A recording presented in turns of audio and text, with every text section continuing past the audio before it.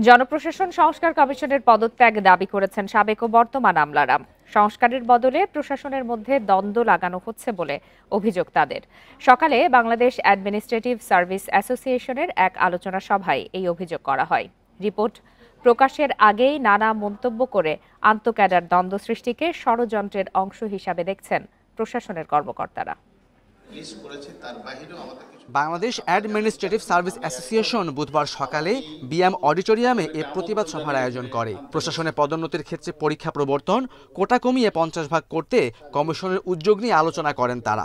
এ নিয়ে ক্ষোভ জানান বক্তারা। তাদের দাবি, গত 3 নির্বাচনের জন্য একতরফা প্রশাসনের কর্মকর্তাদের দায়ী করার সুযোগ নেই। যেহেতু আপনি এই কাজ করেছেন, এইখানে থাকার কোনো অধিকার আপনি হারিয়ে ফেলেছেন।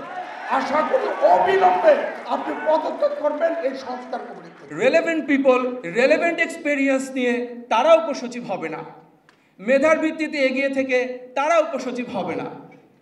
যারা এটার সাথে রেলেভেন্স কম তাদেরকে আমাদের উপসচিব বানাইতে হবে। এটাই কি রাষ্ট্র কল্যাণ?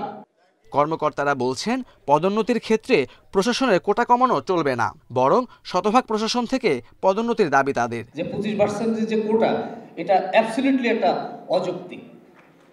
আজকে সেই পূর্ব থেকে চাপিয়ে দেওয়া বৈষম্যটাকে আরো বহুলাংশে বর্ধিত করার জন্য একটা চক্রান্ত চলছে।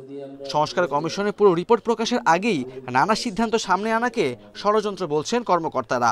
করতে যাবেন না, যেটা আমাদের সমাজে আরো দ্বন্দ্ব তৈরি করবে, যেটা আমার রিসোর্স নষ্ট হবে।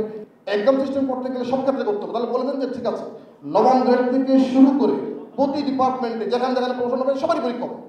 প্রশাসন ক্যাডারে কনিষ্ঠ ব্যাচের কর্মকর্তাদের নিয়ে জনপ্রশাসন সংস্কার কমিশনের পুনর্গঠনের দাবি জানিয়েছেন সাবেক কর্মকর্তারা। মতামতগুলো কিভাবে নেবেন, কাদের কাছ থেকে নেবেন? Khaled Raihan, independent news, Dhaka.